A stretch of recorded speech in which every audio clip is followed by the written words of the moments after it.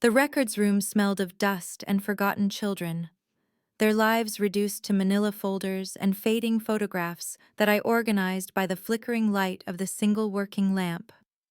St. Agnes had been my sanctuary for 3 years now, the place where I tried to give children what no one had given me, and tonight the silence felt heavier than usual, pressing against the old stone walls like something waiting to happen. I heard the crash before I understood it, glass shattering somewhere below, followed by the thunder of boots on wooden floors that did not belong to anyone who should be here at 11 at night. My heart seized. The children. Thomas. I was moving before I could think, abandoning the files scattered across my desk, my worn sneakers silent on the hallway floor as I navigated the darkness I knew by memory. Then I heard him scream. That particular cry of a 7-year-old boy who had already learned too young that the world could be cruel, and something inside me turned to ice and fire simultaneously. The dormitory door hung open, splintered at the lock, and I stopped breathing when I saw them. 3 men in black tactical gear surrounding Thomas's bed, his small body pressed against the headboard, his brown eyes enormous with terror in the moonlight streaming through the broken window. I did not think. I threw myself between them and him, my body a barrier made of nothing but desperation and the fierce certainty that I would die before I let anyone hurt this child. Get away from him. My voice came out stronger than I felt, though my hands trembled at my sides. One of them laughed, a sound without humor. The leader, I assumed, because the others looked to him when he raised his phone to his ear and spoke a single sentence that made no sense, and yet filled me with dread I could not name. Found him. He has the mark. What mark? What are you talking about? Who are you? The questions tumbled from my lips as rough hands grabbed my arms from behind, wrenching them back until pain shot through my shoulders. Thomas launched himself at my waist, his thin arms wrapping around me, his face buried against my stomach, and I could feel him shaking so violently it seemed like he might shatter.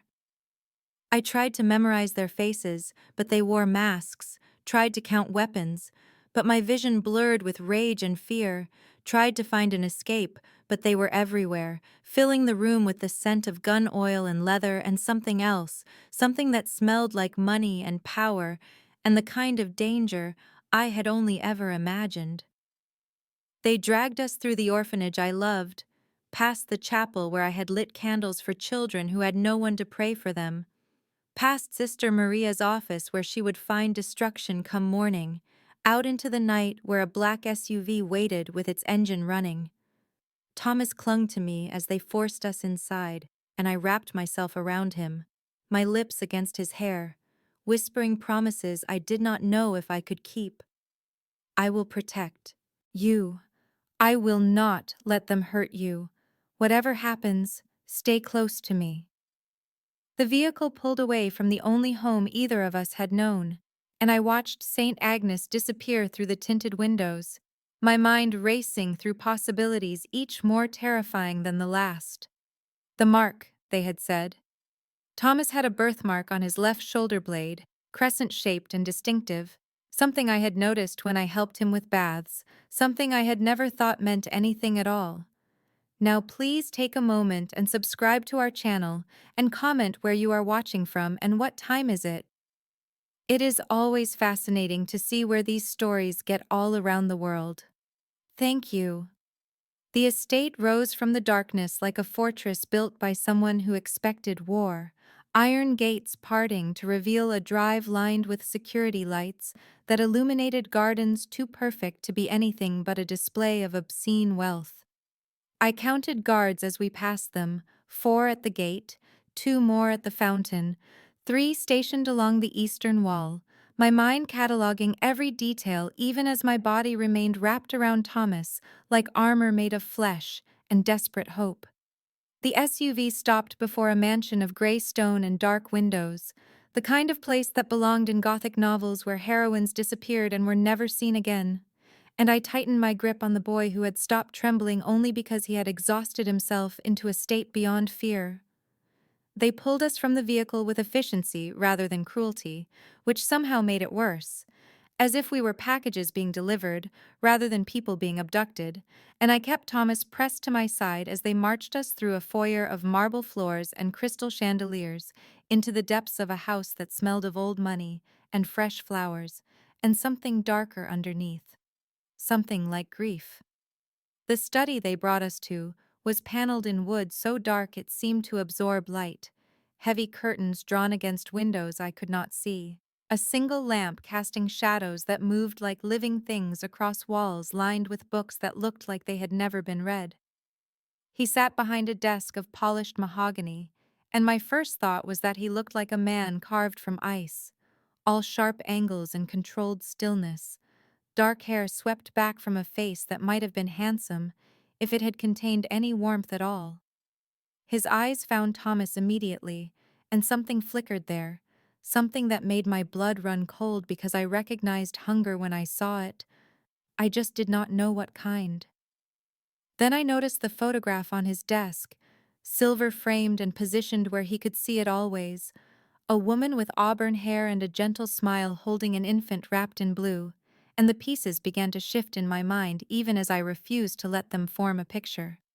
He rose, and I saw how the men around us stiffened, how even the air seemed to hold its breath, and he moved toward us with the grace of a predator who had never needed to hurry because nothing had ever escaped him. He knelt before Thomas, and the boy pressed himself so hard against my legs I thought we might fuse together, and when the man spoke, his voice was quiet, controlled, betraying nothing. "I need to see your shoulder. Show me the mark." "No!" The word came from me before I could consider the wisdom of defiance. "You do not touch him." His gaze lifted to mine, and I felt it like a physical weight, like standing in the path of an avalanche that had not yet decided to fall. His men grabbed my arms, wrenched me backward, and I fought with everything I had, but it was not enough. It was never enough against this kind of power. Thomas cried out as gentle hands that somehow terrified me more than violence turned him, lifted his thin shirt to expose the crescent moon birthmark I had traced with idle curiosity so many times during bath time. The man went utterly still. For one fraction of a second, his face crumbled, became something raw and human and devastated, and then it was gone, replaced by stone so complete I almost believed I had imagined the fracture. DNA test. His voice emerged flat, dead. Now, tonight. I want results by morning. He stood, turned his back on us, and stared at that photograph while his men led us away into the beautiful prison of his home. The rooms they gave us would have been beautiful under any other circumstances. Silk curtains in cream and gold, a four-poster bed large enough to hold 6 children from the dormitory, furniture that gleamed with the kind of polish that came from servants rather than love, but all I could see were the locks on the doors and the bars hidden behind decorative ironwork on the windows. Thomas curled against me on the impossibly soft mattress, his small body still racked with occasional tremors, and I held him the way I had held so many frightened children over the years, my hand stroking his hair, my voice murmuring promises that felt like lies.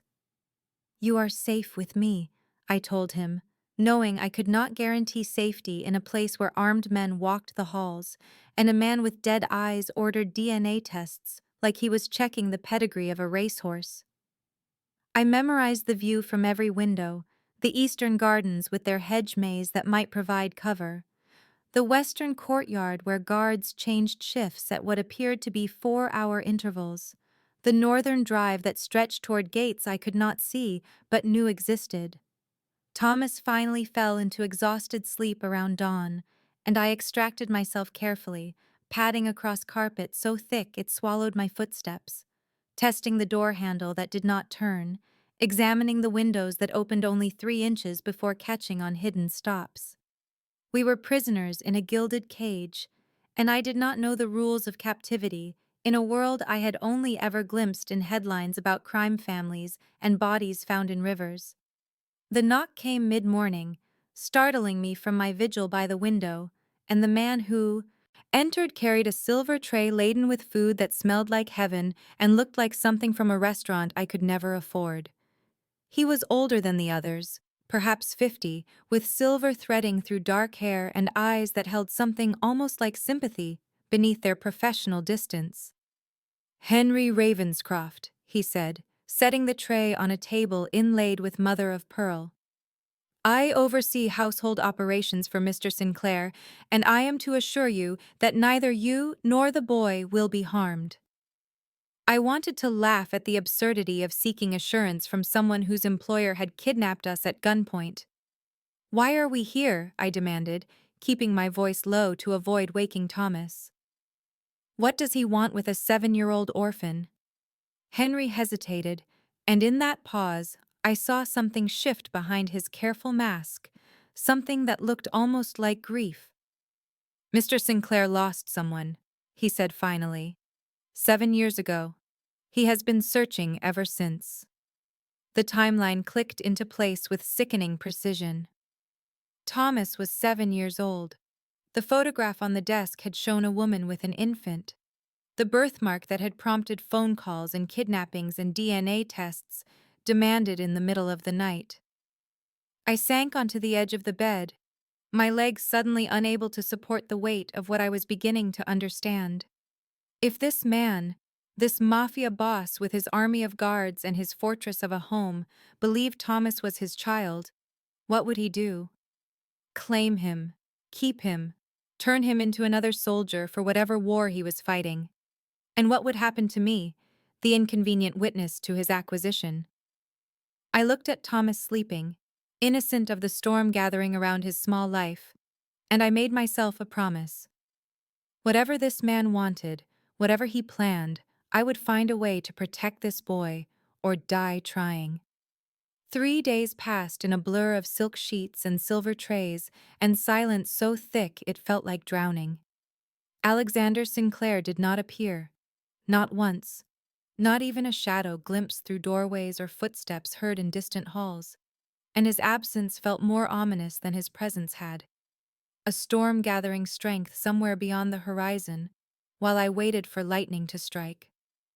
Servants brought meals at precise intervals, their faces carefully blank, their responses to my questions non-existent, and I learned to stop asking after the fourth tray arrived with nothing but averted eyes and closed doors. Thomas grew restless on the second day, pacing our beautiful prison with the anxious energy of a caged animal, and on the third morning he asked the question I had been dreading, his small voice cutting through the quiet like a blade. "Is he my father, the scary man?" I knelt before him, taking his hands in mine, and I did not know how to answer, because the truth was, I did not know, not for certain, and even if I did know, I was not sure what words could make sense of a world where fathers were strangers who kidnapped you in the night. I told him stories instead, the ones I had invented during my own years in the system, tales of brave children who found families in unexpected places, who survived impossible odds through cleverness and courage, and if my voice shook sometimes he pretended not to notice. At night when he slept, I tested every lock with hairpins stolen from the vanity, examined every window latch for weakness, studied the guards who passed beneath our windows with the dedication of a scholar preparing for an exam that would determine life or death. On the third evening, just as the sun bled red across the horizon, Henry Ravenscroft appeared in our doorway with an expression I could not read. "Mr. Sinclair wishes to see you," he said, and something in his tone made my stomach clench. "Alone." I looked at Thomas, who had frozen in the act of building a fortress from decorative pillows, his eyes wide with the fear that had become his constant companion. "I will be back soon," I promised, pressing a kiss to his forehead and tasting the lie on my lips because I had no idea what waited for me in the depths of this house.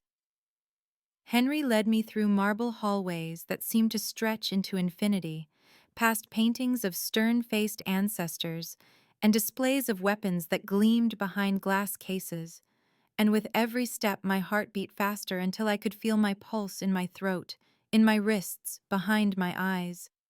I prepared arguments as I walked, rehearsed demands and pleas and threats I had no power to enforce, because whatever Alexander Sinclair wanted, whatever verdict he had reached in his 3 days of silence, I would fight for Thomas with every weapon I possessed, even if those weapons were only words and desperate love for a boy who was not mine, but whom I would die to protect. The study was dark when Henry opened the door.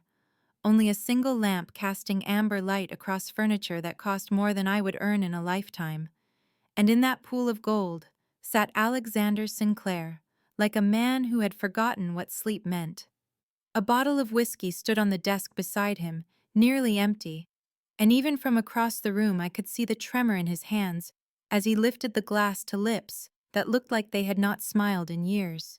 He did not look up when I entered, did not acknowledge my presence at all, and for a long moment, I stood frozen in the doorway, watching shadows play across features that seemed carved from exhaustion and grief.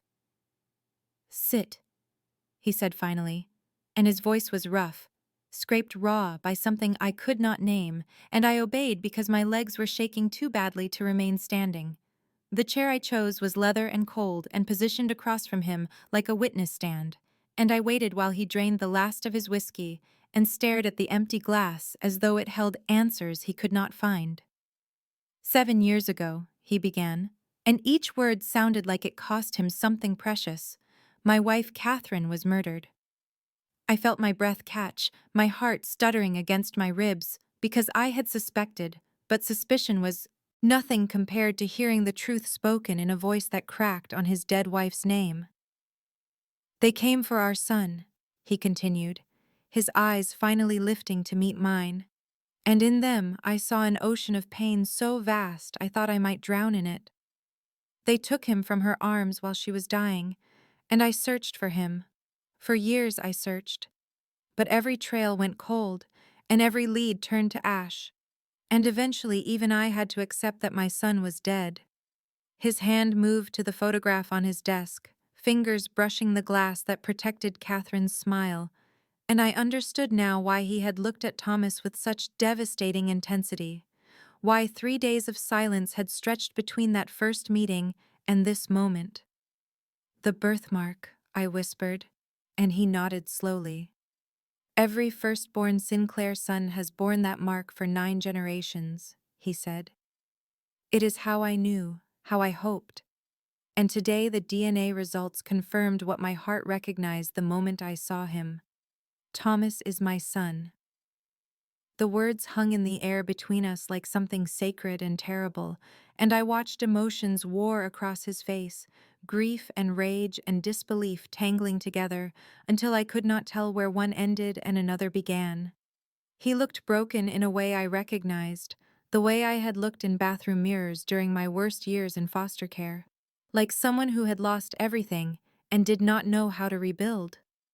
"What are you going to do?" I asked, and my voice came out steadier than I felt. He laughed then, a hollow sound that held no humor. "I do not know," he admitted, and the confession seemed to cost him everything. "I do not know how to be a father to a child who does not know me, who fears me, who has spent 7 years believing he belonged to no one. I only know how to be a monster." And for the first time since armed men had stolen us from our beds, I saw not a Mafia boss, but a father who had lost everything and was terrified of losing it again. The words left my mouth before I could stop them, born from desperation and something fiercer that I did not want to examine too closely. "I have a proposition for you," I said, and Alexander's eyes sharpened, the fog of whiskey and grief clearing just enough to reveal the calculating mind beneath.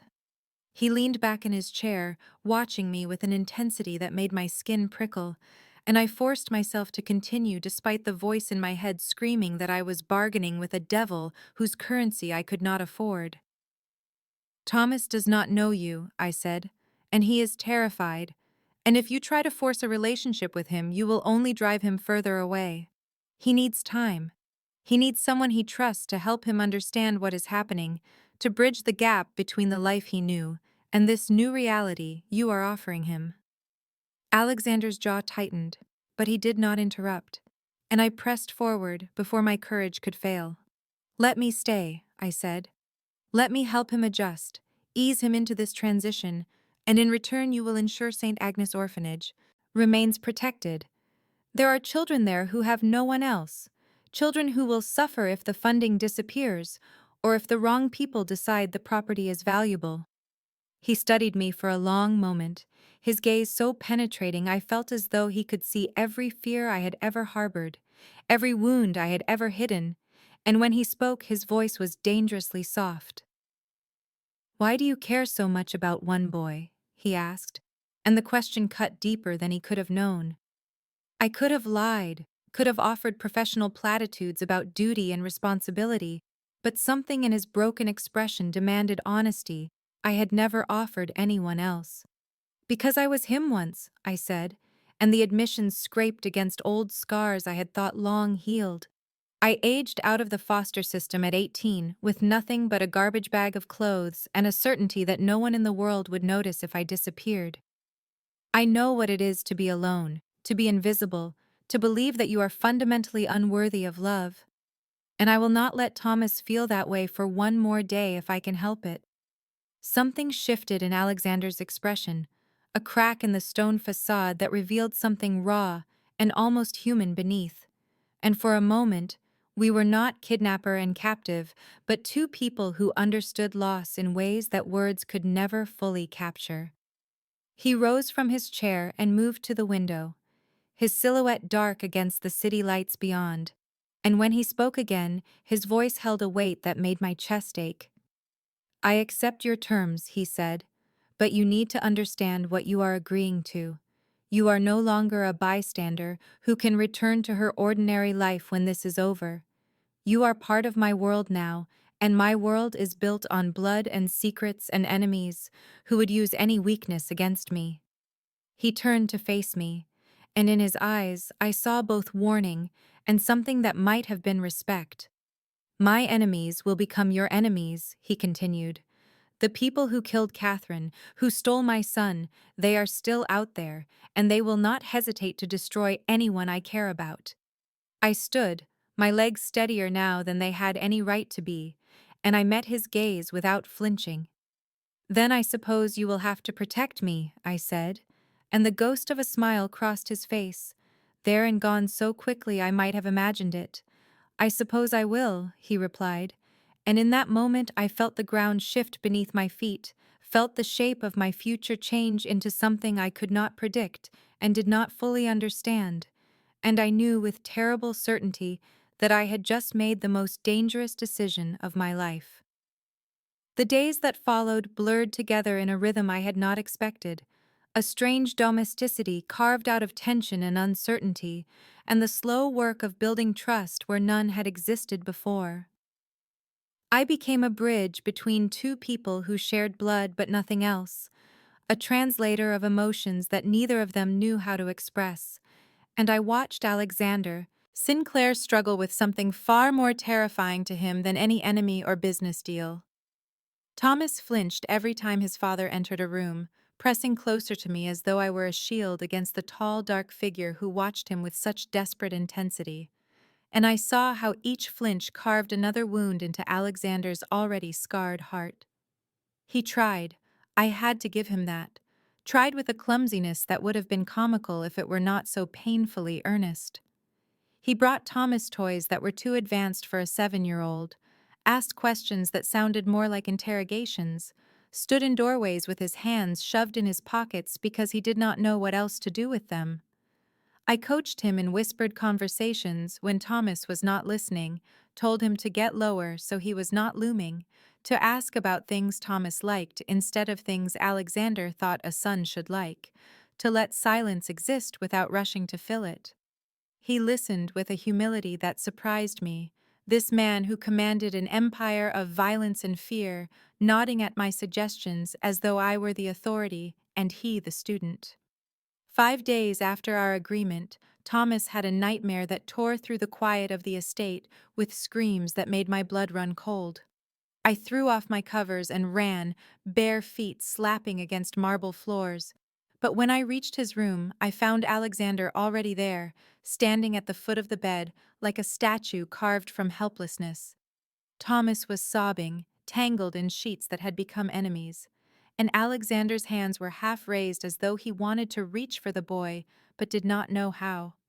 I pushed past him without thinking and gathered Thomas into my arms, felt his small body shake against my chest as I murmured the same nonsense words I had used with dozens of frightened children over the years. "It is okay," I told him. "You are safe. I am here. It was just a dream." I rocked him gently and stroked his hair, and slowly the sobs quieted to hiccups, and then to the deep, even breathing of exhausted sleep. Only then did I look up and find Alexander still frozen in place, his eyes fixed on us with an expression that broke something inside my chest. "Come here," I whispered, and he obeyed like a man approaching something sacred, lowering himself to sit on the edge of the bed with movements so careful they seemed to cost him effort. I took his hand before I could think better of it and placed it on Thomas's back, guided him into the gentle circular motions that soothed frightened children back to peace. His hand was warm and rough beneath mine, his fingers trembling slightly, and when he looked at me in the dim glow of the nightlight, I saw tears he would never admit to shining in his eyes. Our hands brushed as I pulled away, and electricity shot through my veins, a current of awareness that I immediately tried to suppress because I could not afford to feel this way about a man who had built his life on blood and power.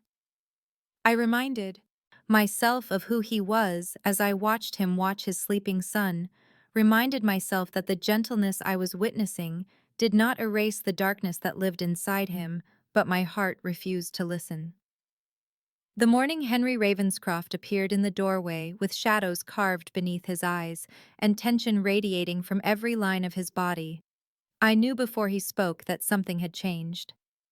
Alexander was in the small sitting room where Thomas had been practicing letters, a scene so domestic it made my chest ache, but the moment Henry cleared his throat, that fragile piece shattered like glass beneath a boot heel. Alexander rose in one fluid motion and crossed to his lieutenant, and I watched his back stiffen as Henry spoke in tones too low for me to hear, watched his hands curl into fists at his sides, watched the father who had been kneeling beside his son transform into something else entirely. When he turned around, his face had become a mask I had not seen since those first terrifying hours in his study, and his eyes held a cold fury that made the air itself feel dangerous. "Thomas," he said in a voice stripped of all the warmth he had been learning to show, "go with Miss Fairfax to your room and stay there until I come for you." The boy looked at me with wide, frightened eyes, and I gathered him close, hurrying him out of the room, while Alexander began issuing orders in a tone that brooked no argument and promised violence to anyone who failed him. It was not until hours later that I learned the truth, pieced together from fragments of overheard conversations and the grim set of every guard's jaw. Charlotte Ashworth, a name I had heard whispered like a curse in the corridors, knew about Thomas. She knew Alexander's son had been found, knew he was alive, and here within these walls, and she saw in that knowledge a weapon more devastating than any gun or bomb. The Sinclair line, I gathered, was more than blood to these people. It was legacy, power, the foundation upon which an empire had been built for generations, and Charlotte wanted that empire for herself. Security doubled overnight, then doubled again. Men I had never seen before appeared at every entrance and exit, their eyes constantly scanning, their hands never far from the weapons at their hips. I found myself watching the monitors in the security room late that night, unable to sleep, counting the guards on patrol and wondering if any number would ever be enough against a woman who had already proven she could murder a man's wife and steal his child. I did not hear Alexander approach until he spoke from the shadows behind me, his voice rough with exhaustion and something darker. "You should leave while you still can," he said, and when I turned to face him, I saw a man being torn apart by the same fear that had kept me awake. I shook my head without hesitation. told him I was not going anywhere, and something flickered in his eyes that might have been gratitude, or might have been despair. "You do not understand what Charlotte Ashworth is capable of," he said, stepping closer until I could smell whiskey and gunpowder and the sharp, clean scent of his skin beneath. "She does not just kill her enemies, Eleanor. She destroys everything they love first, makes them watch, makes them beg." I held his gaze without flinching, even as my blood ran cold at the images his words conjured. "Then we will have to make sure she does not get the chance," I said, and for one moment his mask cracked, and I saw the terrified father beneath the ruthless crime lord, saw how much he had to lose, and how desperately he would fight to keep it. Sleep refused to come no matter how I courted it, my mind spinning with images of Charlotte Ashworth and the violence Alexander had promised she would bring. So I finally abandoned my bed and wandered the corridors of the estate, in the small hours, when even the guards seemed to fade into the shadows. My bare feet made no sound on the marble floors as I drifted through rooms I had not yet explored, past parlors filled with furniture that cost more than I would earn in a lifetime, past a library whose books had never been read, past doors that remained locked against my curiosity. It was the light that drew me, a faint golden glow spilling from beneath a door at the end of a hallway I had not traveled before, and something in my chest pulled me toward it like a moth to flame, despite every instinct warning me to return to my room. The door was ajar just enough for me to see inside, and what I saw stopped my breath in my throat. Alexander stood alone in what could only be called a gallery, his back to me, his shoulders rigid beneath a shirt he had not bothered to button properly. The walls were covered with photographs, dozens of them, and even from the doorway I could see the woman who dominated every frame. She was beautiful in a way that made my chest ache, dark hair cascading over her shoulders, a smile that seemed to radiate warmth even through the flat medium of photography. Catherine, his Catherine, alive in these images even though she had been dead for 7 years, frozen forever in moments of joy she would never have again. I saw their wedding, saw him younger and somehow softer as he looked at her with an expression I had never imagined his face could hold. I saw her pregnant, her hands cradling the curve of her belly, her eyes bright with anticipation for a future that would be stolen from her. I saw her holding an infant, and I knew without being told that the baby in her arms was Thomas, was the son she would only hold for such a brief time before everything was torn apart. I must have made a sound because Alexander spoke without turning, his voice rough and hollow in the quiet room. "She was kind," he said, and I heard the whiskey in his words, the weight of grief that no amount of time could lighten. "Kind like you are. She believed she could change me, believed there was something worth saving underneath all the blood and the violence and the choices I had made. She thought loving me would be enough to make me into something better." His hand reached out to touch one of the photographs, his fingers hovering just above the glass as though he could not bear to actually make contact. "I failed her, Eleanor. I was supposed to protect her, supposed to keep her safe, and I failed.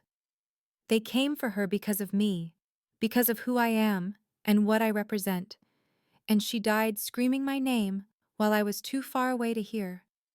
His voice cracked on the last word, and I stepped into the room without deciding to, drawn by an instinct older than reason. I moved to stand beside him and looked up at the photographs of the woman he had loved, the woman who had seen something in him worth believing in. "You have a chance to do better now," I said softly, knowing I was treading on sacred ground, but unable to stay silent. "Thomas is alive. Your son is here and he needs a father, not a monument to guilt." Alexander turned then, and I saw what I had never seen before, not the crime lord or the grieving husband or the awkward father, but the man beneath all those masks. Vulnerability naked in his eyes, fear and hope warring across features I had only ever seen controlled. The tension between us thickened until the air itself felt heavy with everything unspoken. The change happened so gradually, I almost missed it. the way dawn creeps across the horizon before you realize the darkness has lifted. It began with small things, moments so brief they might have been imagined if I had not been watching so closely. Thomas stopped flinching when Alexander entered a room. He started looking up when his father spoke, instead of shrinking into himself like a flower closing against the cold. One morning I found them at the breakfast table together, Alexander explaining the rules of chess while Thomas listened with rapt attention, his small fingers tracing the carved pieces with something approaching wonder. I hung back in the doorway, unwilling to disturb the fragile peace they were building, and watched Alexander demonstrate how a knight moves in its strange L-shaped pattern. Thomas laughed when he finally understood, the sound bright and unexpected in the heavy silence of the estate, and I saw Alexander's face transform in response.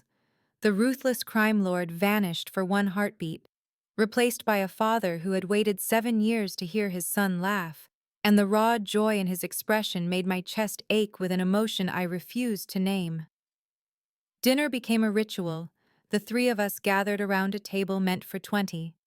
Thomas chattering about the books I had been reading to him, while Alexander listened with an intensity that suggested he was memorizing every word. I coached from the sidelines, quietly suggesting questions Alexander could ask, topics that would draw Thomas out of his shell, and he followed my guidance with a humility that continued to surprise me. The man who commanded an empire of violence and shadow deferred to a social worker from an underfunded orphanage when it came to matters of his own heart, and I found that contradiction increasingly difficult to reconcile with the monster I had believed him to be. One afternoon I watched from the library window as Alexander taught Thomas to throw a ball on the manicured lawn below, both of them awkward and uncertain, but trying, and I caught myself smiling without meaning to. When I turned, I found Alexander watching me through the glass, his gaze intense and searching, and something passed between us that I felt in my blood. Later that evening, he found me alone in the corridor outside Thomas's room, the boy finally asleep after a story that had required 3 different voices and a happy ending I invented on the spot. "Thank you," Alexander said, and the words carried weight far beyond their simplicity. His hand reached out to touch my arm and lingered there, warm through the thin fabric of my sleeve, and I felt my pulse quicken traitorously. I pulled away before I could do something foolish, muttered something about boundaries and propriety, and fled to my room with my heart pounding against my ribs. But that night, as I lay in the darkness, I could not stop thinking about him. The pain behind his eyes that he tried so hard to hide. The gentleness buried beneath layers of ruthlessness and grief. The way he looked at his son like Thomas was a miracle he did not deserve. I reminded myself that Alexander Sinclair was a criminal, a killer, a man whose hands were stained with blood that would never wash clean. But my heart had stopped listening to reasons somewhere between the gallery and the breakfast table, and I knew with terrible certainty that I was falling into something I might never escape. The alarm shattered the silence of the night like a scream, a sound so piercing and wrong that for one terrible moment I could not understand what was happening. Then instinct took over, the survival instincts I had honed through years of navigating dangerous foster homes and threatening situations, and I was on my feet before my conscious mind caught up with my body. Thomas. I had to get to Thomas.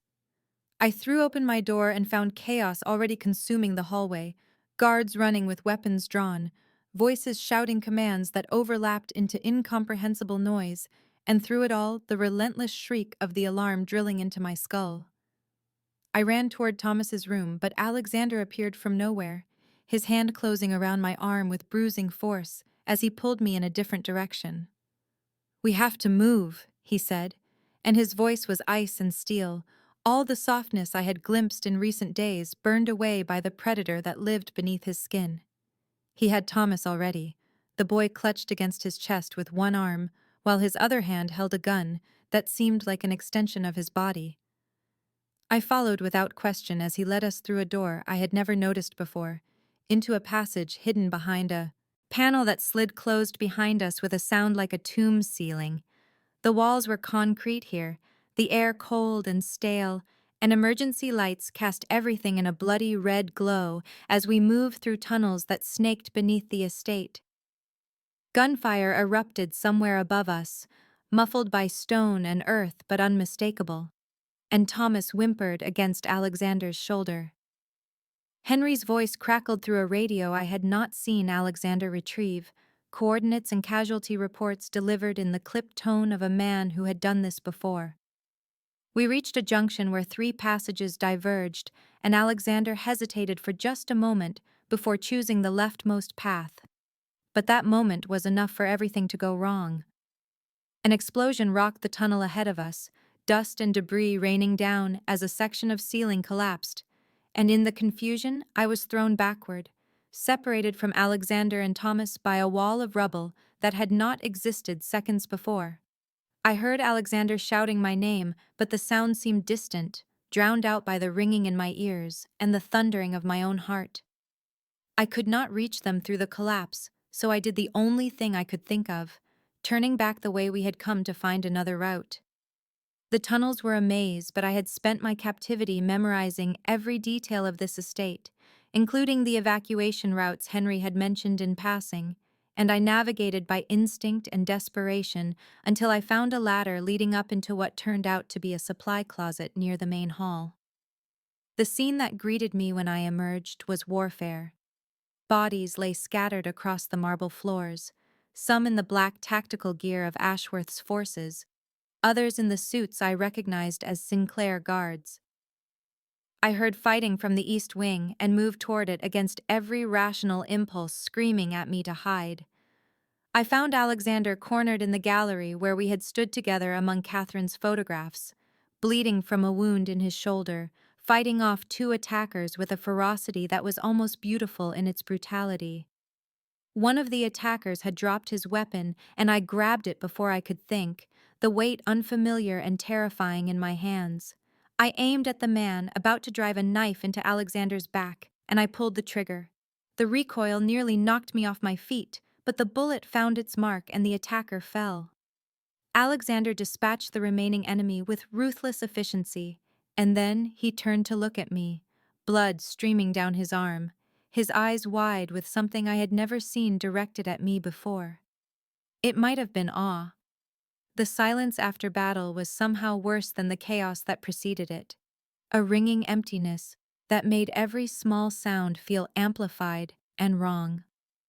I moved through the wreckage of the gallery on legs that trembled with exhaustion I had not yet allowed myself to feel, stepping over shattered glass and fallen bodies while my mind catalogued details I would process, later or perhaps never. 3 of Alexander's men lay dead in the corridors, men whose names I did not know but whose faces I had seen at breakfast and in the hallways, men who had nodded to me with grudging respect as I passed. The weight of their sacrifice pressed against my chest like a physical thing.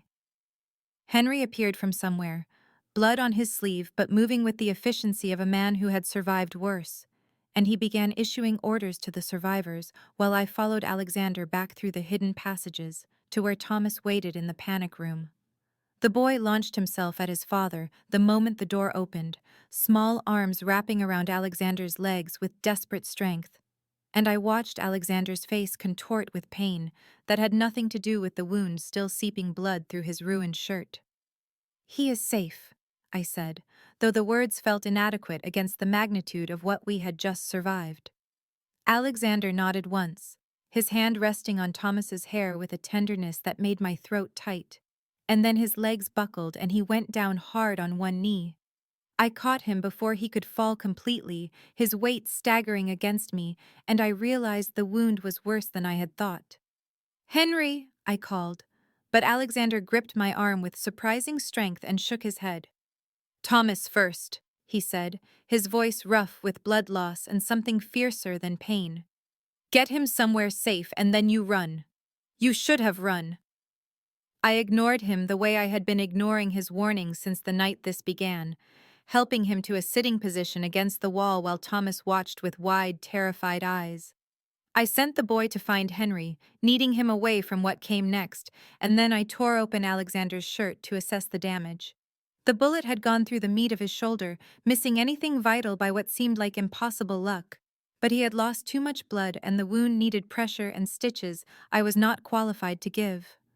I pressed my hands against the injury anyway, feeling his blood warm and slick between my fingers, and his eyes found mine through the haze of approaching unconsciousness. "You came back for me," he murmured, confusion and wonder tangling in his voice, like he could not comprehend the choice I had made. "I do not run," I told him again, and the words felt like a vow I had not meant to make. He lifted one blood-stained hand to my face, his fingers tracing my cheekbone with a gentleness that broke something inside me. "Foolish woman," he whispered, but his eyes said something else entirely. Then his hand dropped and his body went slack, and I was left alone with the truth I could no longer deny. Somewhere between the kidnapping and the chaos and the quiet moments in between, I had stopped seeing Alexander Sinclair as my captor. I had stopped seeing him as a monster. I had started caring about him in ways that terrified me far more than bullets ever could, and as I pressed my hands against his wound and waited for help to arrive, I knew there was no going back from this precipice I had already fallen over. Alexander recovered slowly, his body fighting back from blood loss and trauma with the same stubborn ferocity he brought to everything else. And I found myself at his bedside more often than I should have been, telling myself it was gratitude, telling myself it was obligation, telling myself anything except the truth that pulled me toward him like gravity toward earth. On the third day of his recovery, he was awake and lucid when I brought his medication, propped against pillows in a bedroom I had never entered before, and the vulnerability of seeing him there, pale and diminished against white sheets, made something ache beneath my ribs. He watched me set the pills and water on his nightstand, and when I turned to leave, his voice stopped me, rough from disuse, but carrying the command that seemed woven into his very bones. "Stay," he said, and it was not an order but something closer to a request, perhaps even a plea. I stayed. I sat in the chair beside his bed and he began to speak, words emerging slowly at first and then faster, as if a dam had cracked and everything behind it was flooding through. He told me about his father, a man named Victor Sinclair, who had built the empire Alexander now controlled. A man who believed mercy was weakness and love was a liability to be exploited by enemies. He told me about the training that began when he was barely older than Thomas, lessons in violence and manipulation delivered with fists when words failed to convince. He told me he had never wanted this life, that as a young man he had dreamed of something different, something clean. But the family name was a cage he could not escape, and eventually he stopped trying to pick the lock. "Catherine changed everything," he said, and his voice fractured on her name like thin ice over deep water. "She saw something in me I had stopped believing existed. She made me think I could be more than what my father created. I destroyed her." I watched his hands clench in the sheets, knuckles white with the force of old grief, and I understood then that his coldness was not cruelty, but armor, the same kind of armor I had worn for years. I told him about the foster homes, about the family that seemed perfect until the door closed and the masks came off, about hands that hit and voices that whispered that I was worthless and would never be wanted. I told him about aging out of the system with nothing but a garbage bag of belongings and a determination to save other children from what I had survived. I told him about the walls I built so high and thick that no one could scale them, the way I kept everyone at arm's length because closeness meant pain and loss and disappointment. He listened without interruption, his eyes never leaving my face, and when I finished speaking, the silence between us was different than any silence we had shared before. It was recognition. It was two wounded people finally seeing each other clearly, scars exposed and bleeding in the lamplight, understanding that armor was not strength, but fear given a different name. "You are not a monster," I said finally. "You are a man who was never taught how to be anything else." His hand found mine on the bedspread, his fingers threading through mine with a tenderness that made my breath catch. "Neither are you," he replied. We sat like that as darkness gathered outside the windows, hands intertwined, two broken people discovering that perhaps their jagged edges might somehow fit together. The moonlit garden was silver and shadow when I found Alexander there, standing among roses his dead wife had planted. His silhouette carved against the darkness like something from a dream I should not have been having. Thomas had finally fallen asleep after hours of restless tossing, nightmares of gunfire and screaming still echoing through his young mind. And I had told myself I was only seeking fresh air when I slipped outside, told myself I was not looking for the man who had become the center of my every waking thought. He turned when he heard my footsteps on the gravel path, and something in his expression made my heart stutter and stumble. "I have arranged everything," he said without preamble, his voice rough and strange in the quiet night. "Papers, a new identity, enough money to start over anywhere in the world. You can leave tomorrow." The words hit me like a physical blow, stealing the breath from my lungs. I stared at him across the distance between us, trying to understand what he was offering and why it felt less like freedom and more like exile. "You are sending me away," I said, and I hated the tremor in my voice, the weakness it revealed.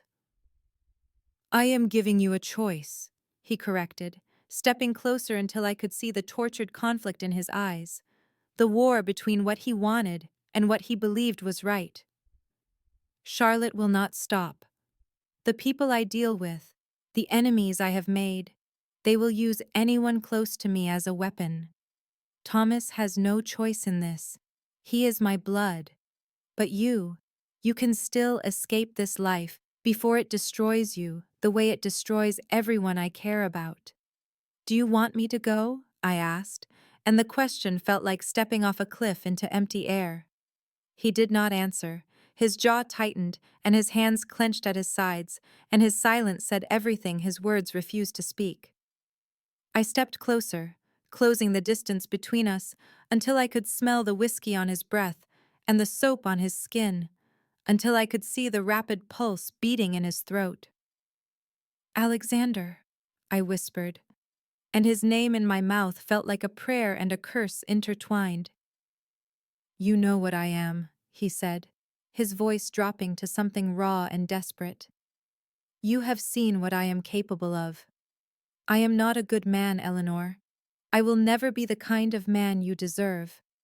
I know exactly what you are," I told him, and my hand rose of its own accord to press against his chest, feeling his heart pound beneath my palm like a caged thing fighting for escape. "I know you are dangerous and damaged and capable of terrible things. I know loving you is the most reckless choice I could possibly make." His breath caught at the word loving, and his control shattered like glass under pressure. He kissed me with 7 years of grief and loneliness burning in his touch, his hands tangling in my hair while his mouth claimed mine with a desperation that left no room for doubt or retreat. I kissed him back with equal ferocity, with all the walls I had built crumbling to dust around us, and when we finally broke apart, we were both trembling with the magnitude of what we had just admitted. "Everything has changed," he murmured against my lips. "Everything," I agreed, and I was not afraid.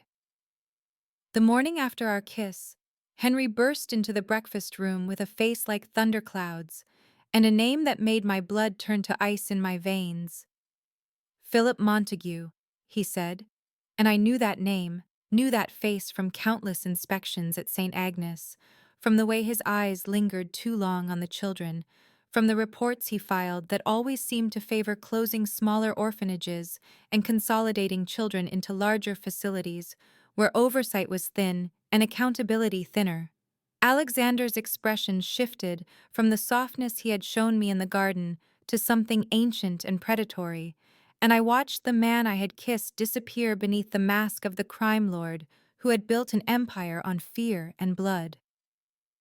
They brought Montague in 2 hours later, bound and bruised and blubbering excuses that died on his lips when he saw Alexander waiting in the basement room I had never known existed beneath the elegant estate.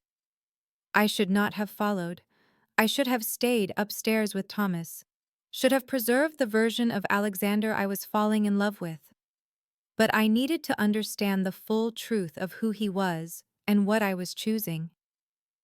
The room was concrete and cold, bare except for a single chair bolted to the floor where Montague sat trembling, and Alexander stood before him like judgment incarnate, his sleeves rolled to his elbows, and his eyes empty of everything except patience that somehow terrified me more than rage would have.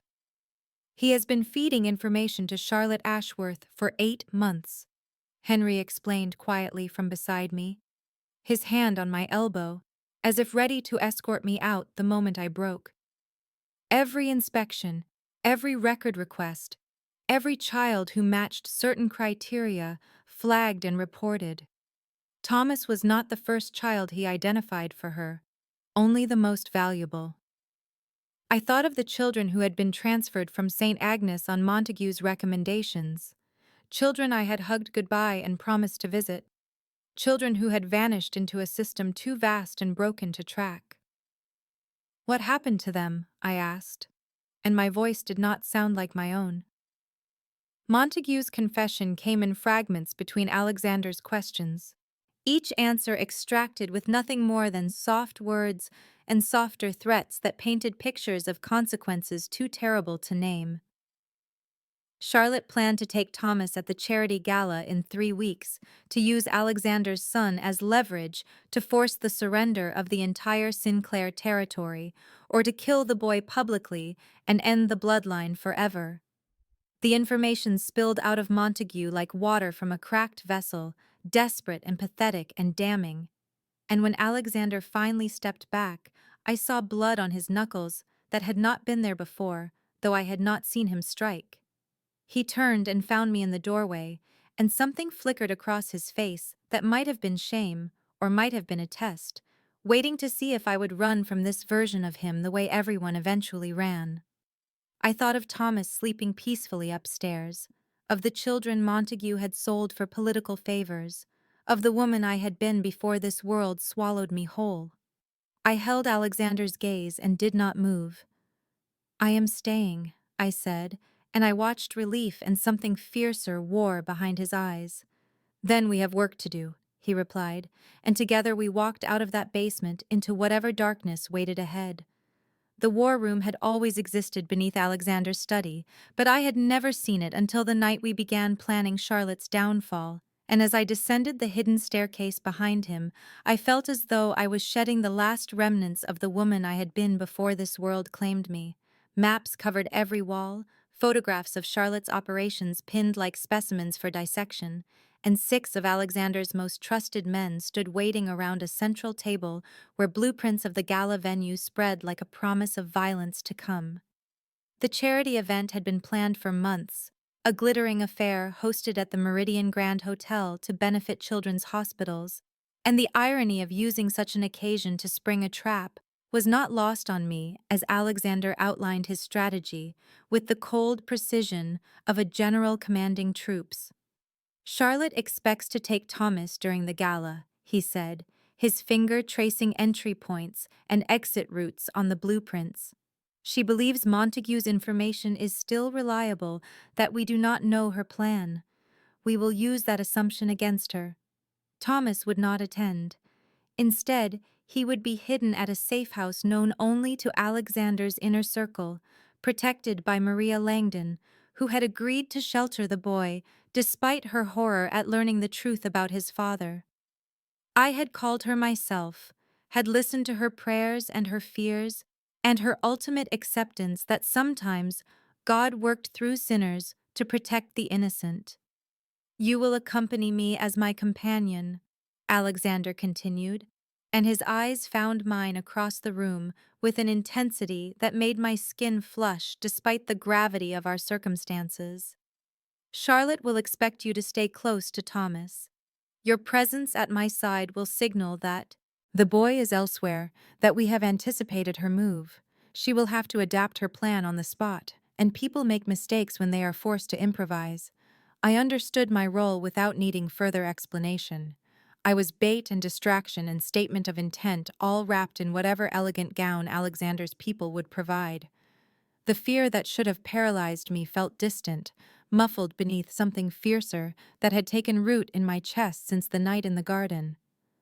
Later, when the others had gone and we stood alone in that subterranean room surrounded by evidence of the violence that defined his world, Alexander drew a velvet box from his jacket and opened it to reveal a necklace of delicate silver chain with a sapphire pendant that caught the dim light like captured starlight. "There is a tracker embedded in the setting," he explained, his voice rough as he clasped it around my neck, his fingers warm against my skin. "If anything goes wrong, if we are separated, I will find you. I will always find you, Eleanor." I touched the cool stone resting against my collarbone and looked up at the man who had kidnapped me, imprisoned me, terrified me, and somehow become essential to my survival in ways that transcended physical safety. The words "I love you" pressed against my lips like birds desperate for flight, but I swallowed them down, not ready to speak something so fragile into the dangerous air between us. Instead, I rose on my toes and kissed him softly, a promise without language, and felt his arms tighten around me as though he understood everything I could not yet say. The woman in the mirror was a stranger to me, draped in midnight blue silk that cascaded like water over curves I had forgotten I possessed, my hair swept up to expose the column of my throat, where Alexander's sapphire pendant rested against my pulse point like a promise and a warning. I had never worn anything so beautiful, never felt so visible, and as Alexander appeared behind me in the reflection, his eyes traveled the length of my body with an intensity that made my breath catch despite the terror coiling in my stomach. "You look like you belong in this world," he murmured against my ear, and I wanted to tell him I would never belong in a world of crystal chandeliers and hidden weapons and smiles that concealed knives, but his hand found the small of my back and guided me forward into the glittering chaos of the Meridian Grand Hotel, and there was no time left for confessions. The ballroom blazed with golden light, hundreds of faces turning toward us as we descended the sweeping staircase, and I felt their assessment like physical weight pressing against my skin as whispers rippled through the crowd. Alexander Sinclair with an unknown woman on his arm, speculation about who I was and what I meant, and whether my presence signified some shift in the underground empire he commanded.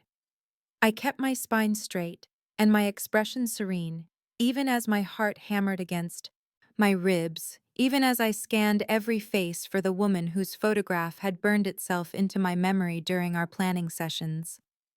The room overflowed with power, with danger dressed in designer gowns and tailored suits, with people who smiled like wolves and spoke in riddles designed to draw blood. Alexander's hand never left my waist as he guided me through introductions I would not remember, names and titles blurring together beneath the roar of anxiety in my ears. And I understood finally what it meant to be a target, to feel crosshairs settling between your shoulder blades with every step.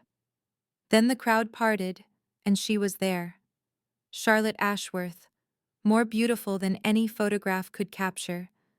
Her silver hair swept back from a face that belonged on magazine covers despite the decades written in the fine lines around her eyes. She moved toward us with the fluid grace of a predator who knew she had already cornered her prey, and when she smiled at me, I saw nothing but teeth. "What a fascinating choice for a pet," she said, her voice like honey poured over broken glass, and Alexander's fingers tightened on my hip with bruising force. "I expected someone more polished from you, Alexander, someone who understood our world. But I suppose there is something charming about rescuing strays." My face remained pleasant through sheer force of will, through years of smiling at foster parents who despised me, through every survival instinct screaming that this woman would destroy everything I loved without hesitation. Charlotte leaned closer as if sharing a secret, her perfume cloying and expensive, and when she spoke again, my blood turned to ice. "I do hope Thomas is somewhere safe tonight," she whispered, her eyes glittering with malice.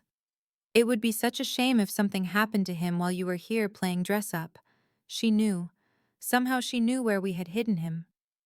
The world shattered in the space between Charlotte's whisper and Alexander's phone buzzing against his chest, and I watched his face transform from controlled menace to something I had never seen before, something raw and primal and terrified as he read whatever message had arrived. "We need to go now," he said, his voice stripped of all pretense, and his hand closed around my wrist with bruising force as he pulled me through the glittering crowd without bothering to excuse our departure. The ballroom blurred past in streaks of gold and crystal, faces turning toward us with curiosity that would become gossip by morning. But none of that mattered, because Alexander's expression told me everything I needed to know, and my heart was already racing ahead of my body toward a safe house that might already be burning. Henry's voice crackled through Alexander's earpiece as we burst through the hotel's service entrance into a waiting car, coordinates and casualty reports, and the words they found them repeating like a death knell while I pressed my hand against my mouth to keep from screaming.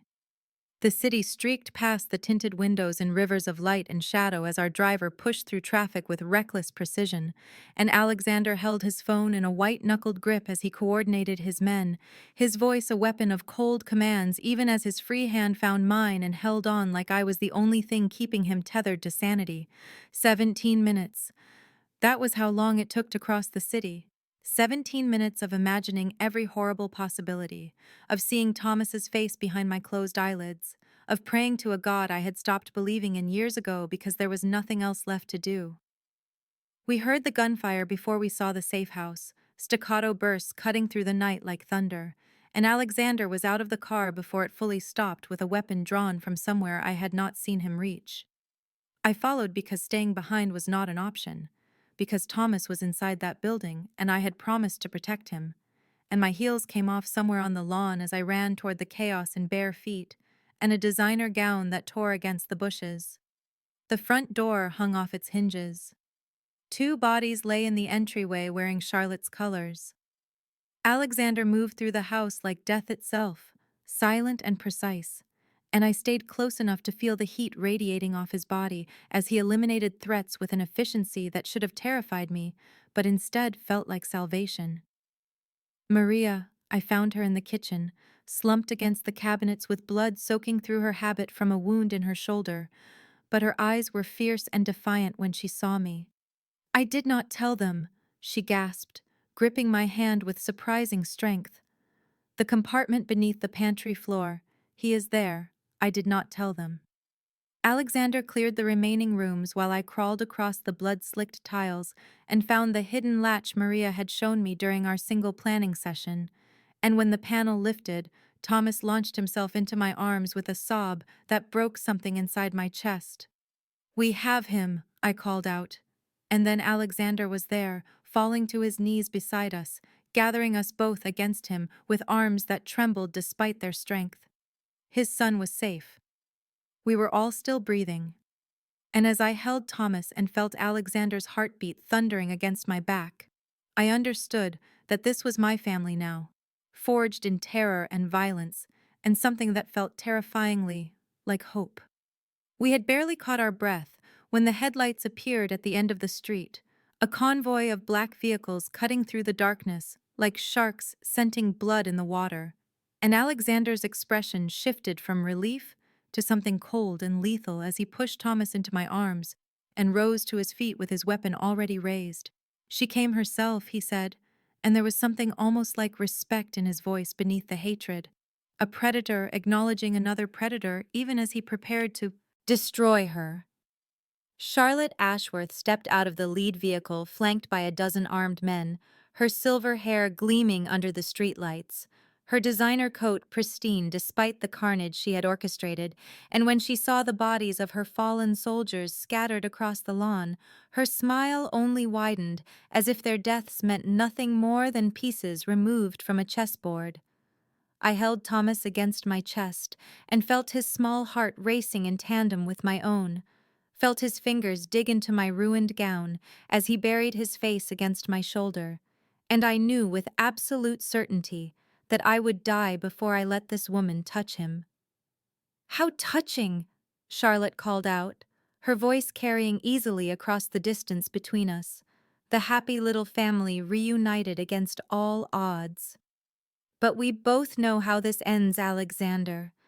Give me your territory, sign over your empire, and I will let you disappear with your son and your pet. Refuse, and I will make you watch while I take everything from you piece by piece, starting with the boy." Alexander did not respond with words, only shifted his stance to place himself more fully between Charlotte and us, and I could see Henry moving through the shadows at the edge of my vision, positioning himself for whatever came next. The silence stretched like a wire about to snap, filled with the distant wail of sirens that would arrive too late to matter, and then Charlotte raised her hand and her men opened fire. The world exploded into chaos. Alexander moved with brutal grace, returning fire as he pushed us back toward the relative cover of the safe-house doorway, and I ran with Thomas in my arms through a hail of bullets that shattered windows and tore chunks from the walls around us. Inside, I found a corner where two walls met, pressed Thomas into the smallest possible space, and covered him with my body, and whispered promises I was not certain I could keep while gunfire raged outside. Then silence, sudden and terrible. I heard footsteps approaching, too light to be Alexander's, and looked up to find Charlotte Ashworth standing in the doorway, with her weapon trained directly at Thomas's hidden form behind me. "Such devotion," she said softly, almost admiringly. "But devotion cannot stop bullets." I did not think. There was no time for thought, no space for fear. Only the absolute knowledge that this child would not die tonight.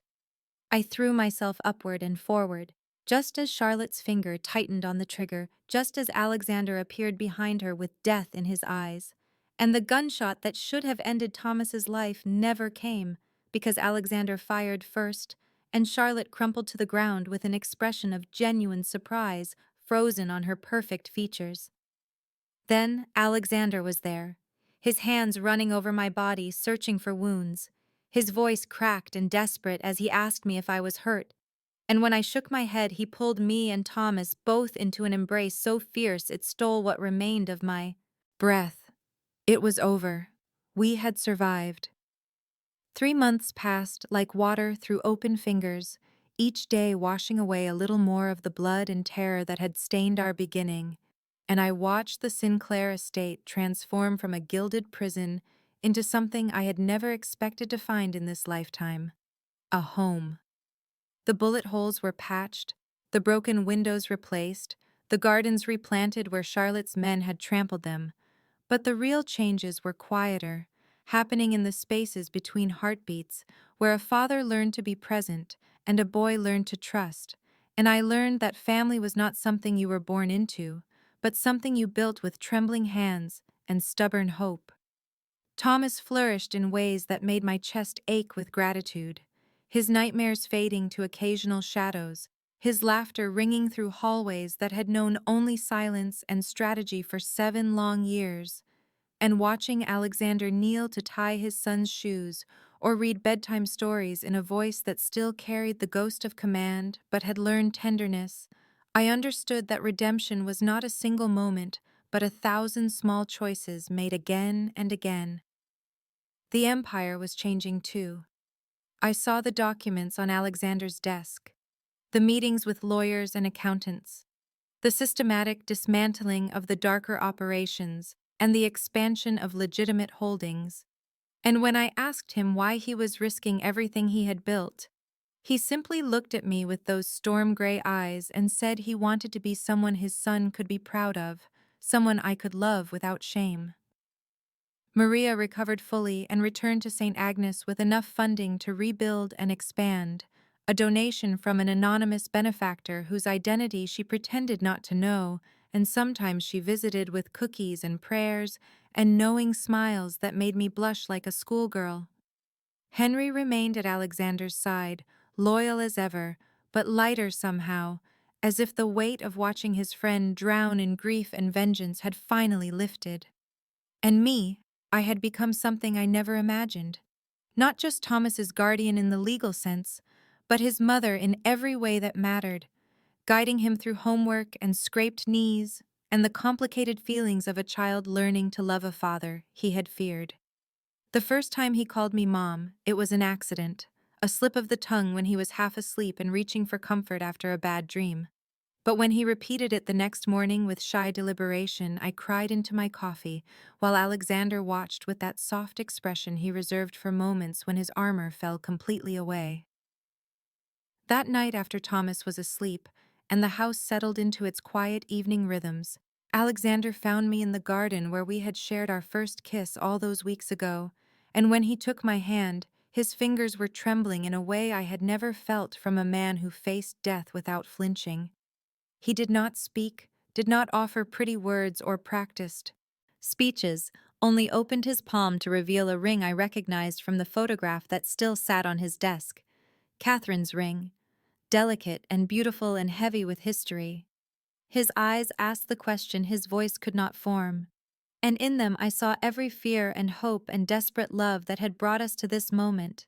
Two broken people who had somehow found wholeness in each other. I said yes. And as he slid the ring onto my finger and pulled me close, as Thomas's window glowed golden above us and the future stretched ahead uncertain but no longer terrifying, I understood that this was what I had been searching for through all those lonely years. Not safety or stability, but this. A family forged through fire, bound by choice, facing whatever came next together.